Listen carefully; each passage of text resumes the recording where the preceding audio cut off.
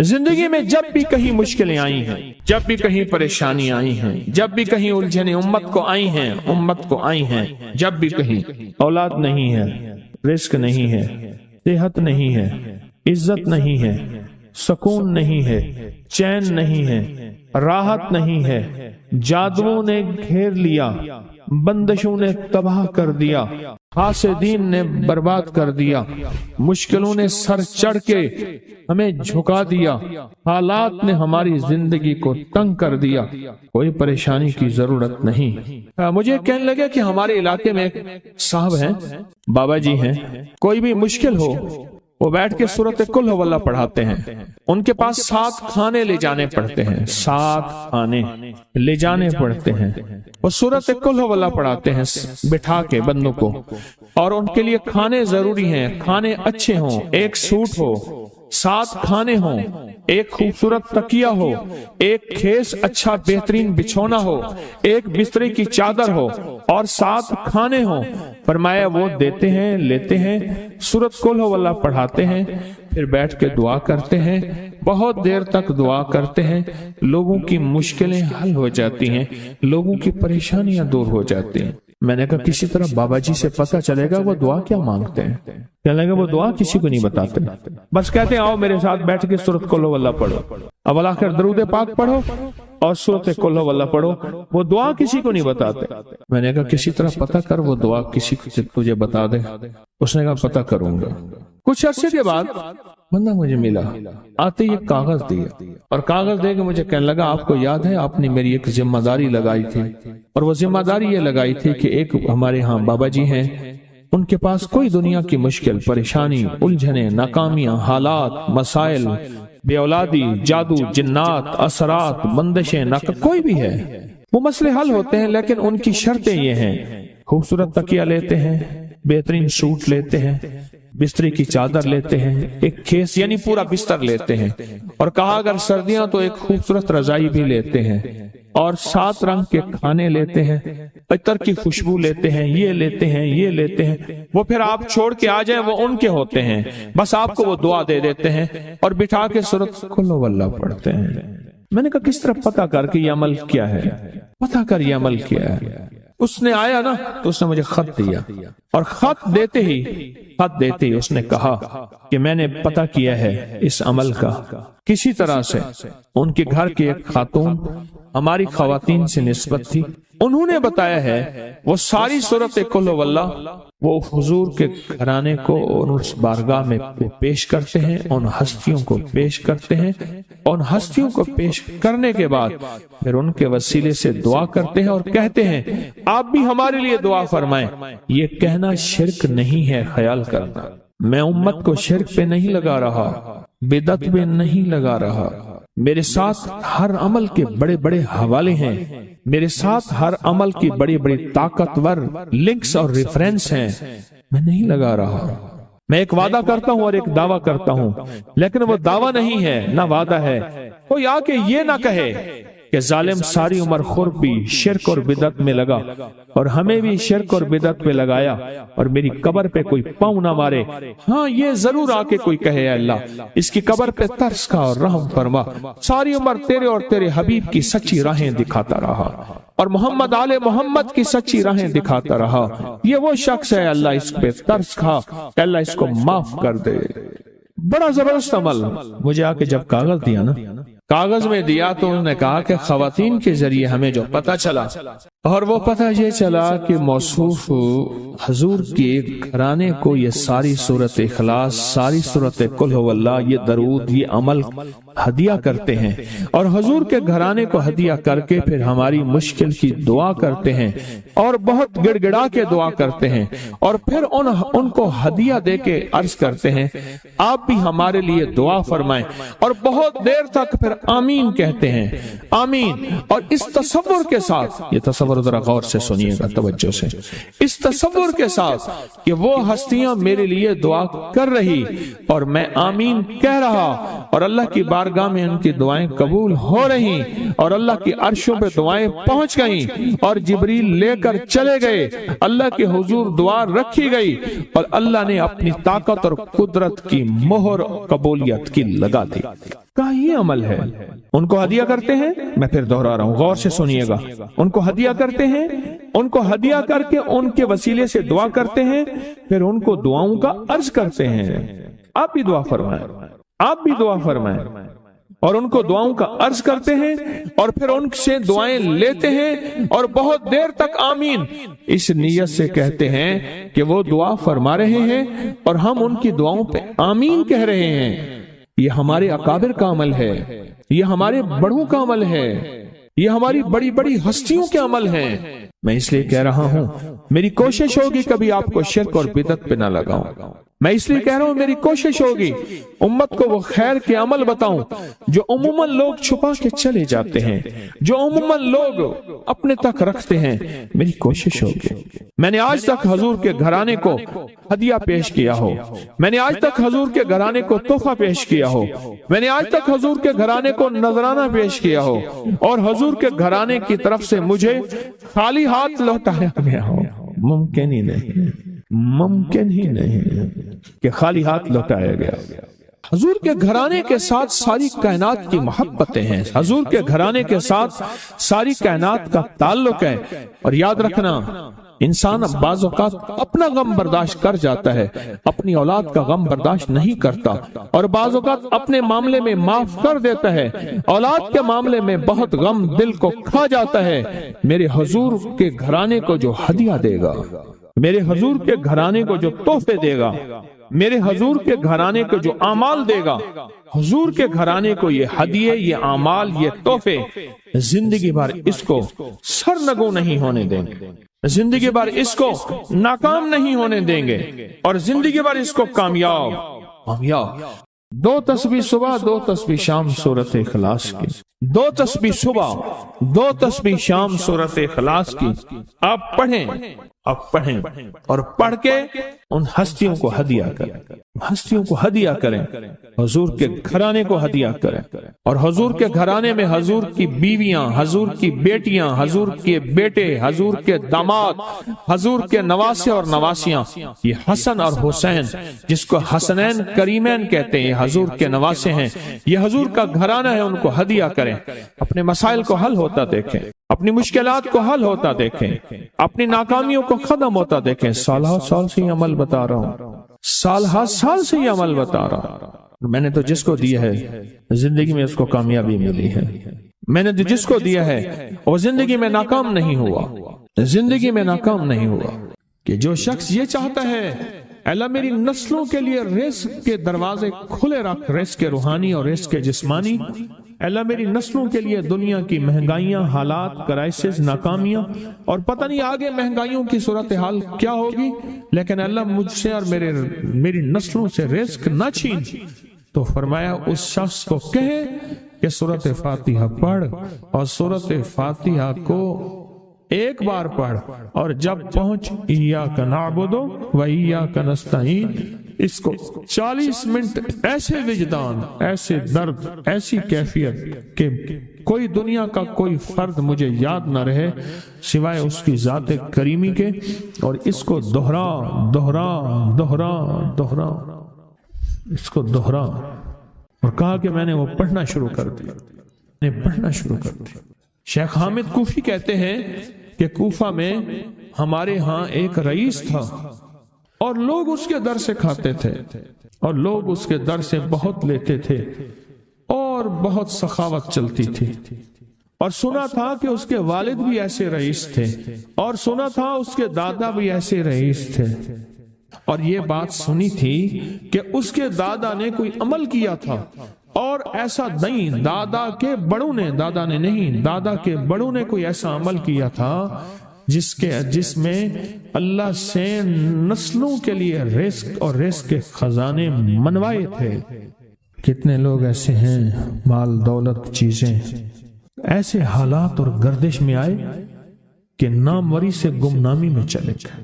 مجھے یاد ہے کہ میں ٹاؤن شپ میں ایک بندے سے ملا، یہ بات ہے آج سے کچھ 27-28 سال پہلے کم و بیش۔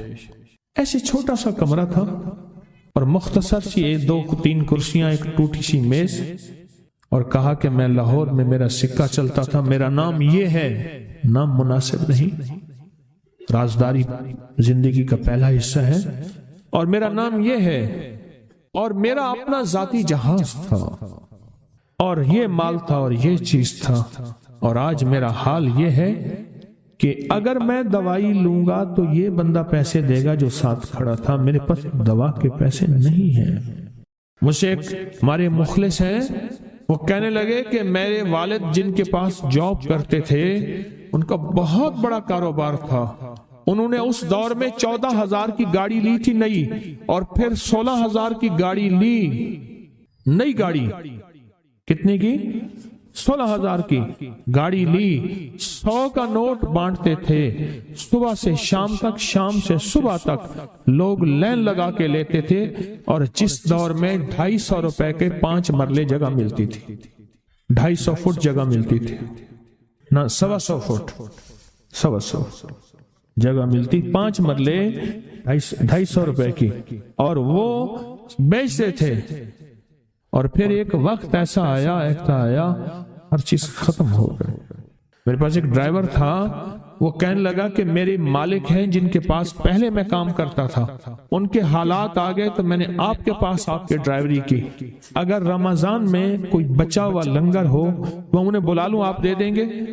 تو ہم رمضان میں مجمع آتا تو کوشش کی جاتی ہے کہ ان کو کھانا تازہ کھلایا جائے، تو میں نے کہا ٹھیک ہے، کہا کہ کچھ پیسے بھی ہو جائیں۔ کون ہے؟ کہا کہ فلاں لاہور کا، نہیں جانتے آپ؟ ہاں جانتا ہوں، اتنی بڑی سوسائٹی ہے بڑی مالداروں کی۔ کہا یہ 28 مربع جگہ انہی کی تھی، اور آج سے 40 سال پہلے انہوں نے یہ جگہ بیچی تھی، اور اتنے کروڑوں میں اتنے میں بیچی تھی، اب وہ ایک چھوٹے سے مکان میں رہتے ہیں، سب کچھ ختم ہو گیا ہے، سب کچھ ختم ہو گیا ہے، اور ان کے گھر کھانا نہیں ہوتا، اور آپ اگر کھانا دیں گے تو ان کے گھر میں 2-3 وقت اچھا گزر جائے گا۔ میں اپنی نسلوں کے لیے تونگری منوا لے، اپنی نسلوں کے لیے رزق منوا لے، اپنی نسلوں کے لیے وسعت منوا لے۔ تو کہے کہ مال بہت ہے اور نسلوں کے کام آئے گا، مال رکھنا جائز ہے، حلال جائز ہے، لیکن یہ شرط نہیں ہے کہ وہ رہے گا یا نہیں رہے گا۔ یہ میری ساتھ چوک ہے، یہاں کرتبہ چوک، یہاں 2 پلازے مجھے ایک بندے نے بتائے، اب اس کے نہیں ہیں، کہا یہ اور یہ اس بندے کا ہے، فلاں نام کے بندے کا، اور اس کا آج کچھ نہیں رہا۔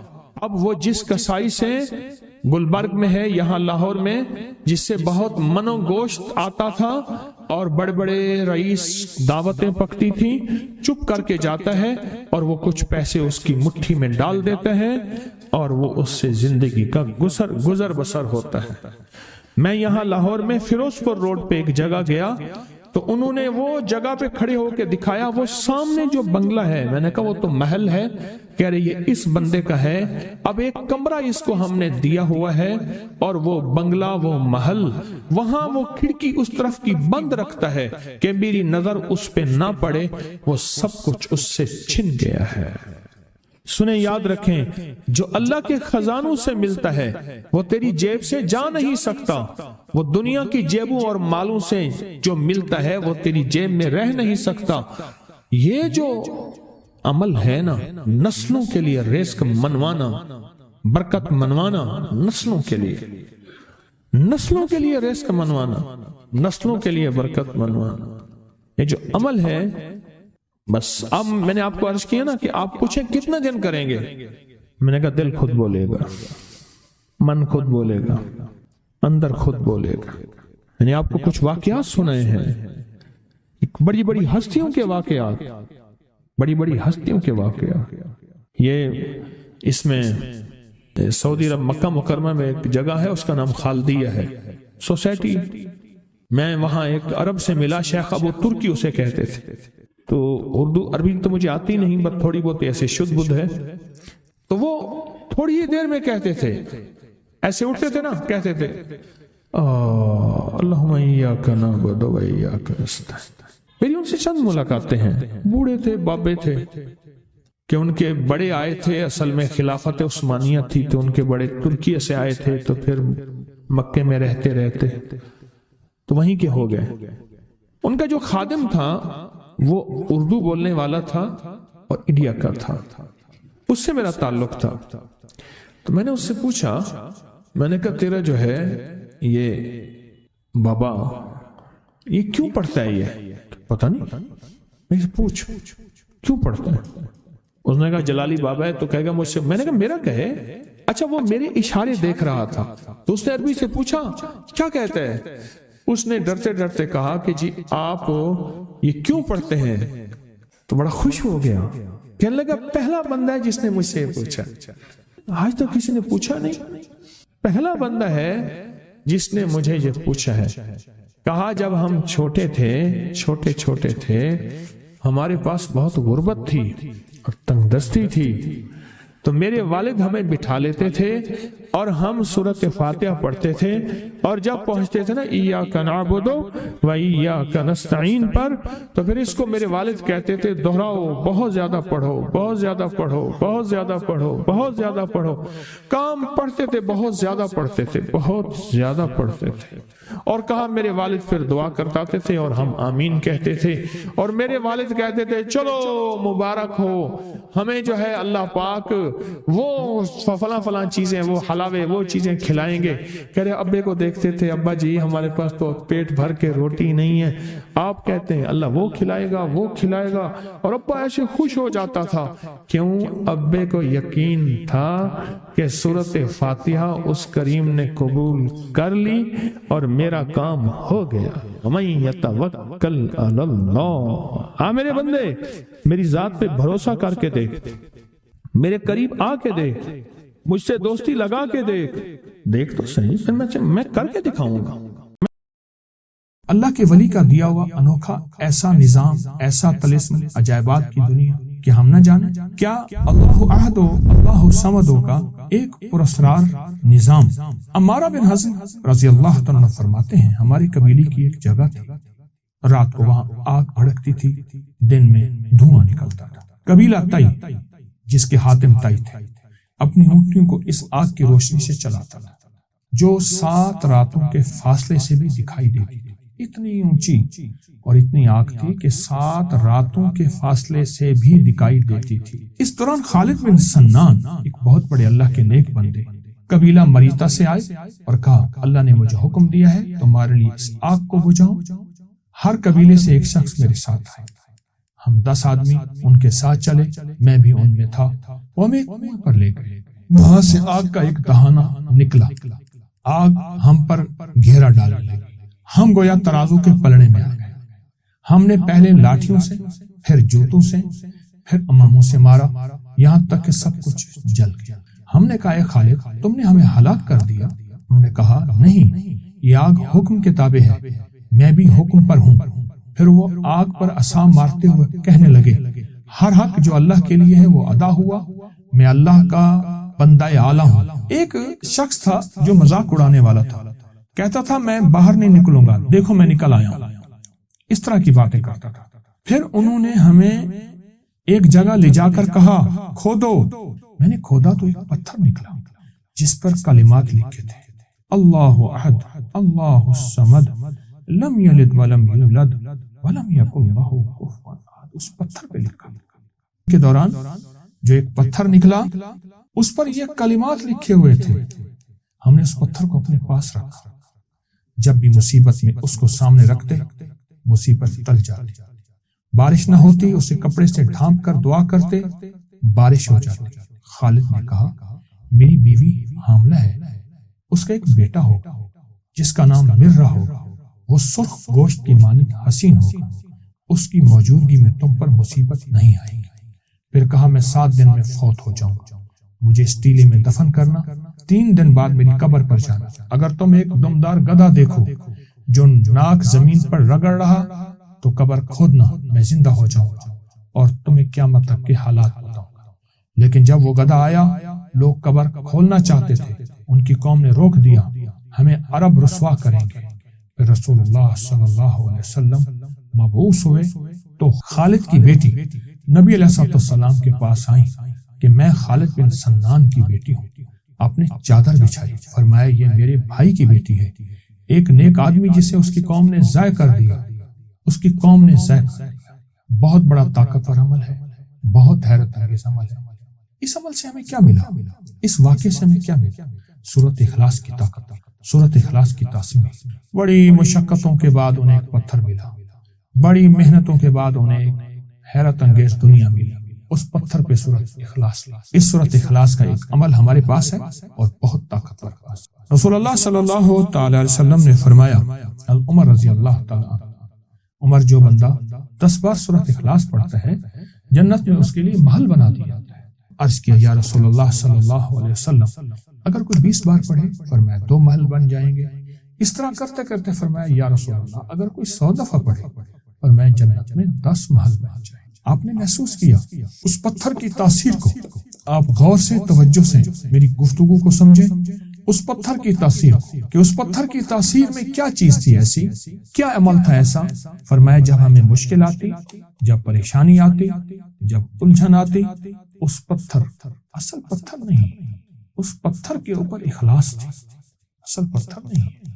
وہ بڑی تلاش کے بعد انہیں جو سورۃ اخلاص کا پتھر ملا، ان کی ہر مصیبت دور، ان کی ہر مشکل ختم، ان کی ہر ناکامی ختم، انہیں عزت دولت ملتی تھی، انہیں رزق صحت ملتا تھا، ان کی مشکلیں ٹلتی تھی، ان پہ بارشیں ہوتی تھی، ان سے بارشیں روکی جاتی تھی جب چاہتے تھے۔ یہ سب کچھ سورۃ اخلاص کی برکت سے ہے۔ آج بھی جو بندہ کوئی بھی مصیبت پریشانی ہو، تکلیف ہو، سورۃ اخلاص کی تسبیحاں پڑھ کے، سورۃ اخلاص کی تسبیحاں پڑھ کے حضور کے گھرانے کو ہدیہ کرے، میرا تجربہ ہے، ہر مصیبت دور ہوتی ہے، ہر پریشانی ختم ہوتی ہے۔ حضور کا گھرانہ، حضور کی بیویاں، حضور کی بیٹیاں بیٹے، حضور کے داماد نواسے اور نواسیاں، یہ حضور کا گھرانہ ہے۔ جو ہدیہ کرے گا حضور کے گھرانے کو، اللہ پاک اس کی مشکل دور کر۔ پتھر نہیں، پتھر پہ جو لفظ لکھے ہیں، جو بڑی محنتوں اور مشقتوں کے بعد ملے، وہ لفظ ہیں سورۃ اخلاص۔ آئیں اس کی قدردانی بڑھائیں، آئیں اس کی توجہ بڑھائیں اور سورۃ اخلاص میں ڈوب جائیں۔ انشاءاللہ سورۃ اخلاص دنیا کی ناکامی سے بھی بچائے گی اور آخرت کی الجھنوں دھکوں سے بھی بچائے گی۔ عمل کو کریں، نسلوں کو سکھائیں اور برکتیں ہمیشہ ہمیشہ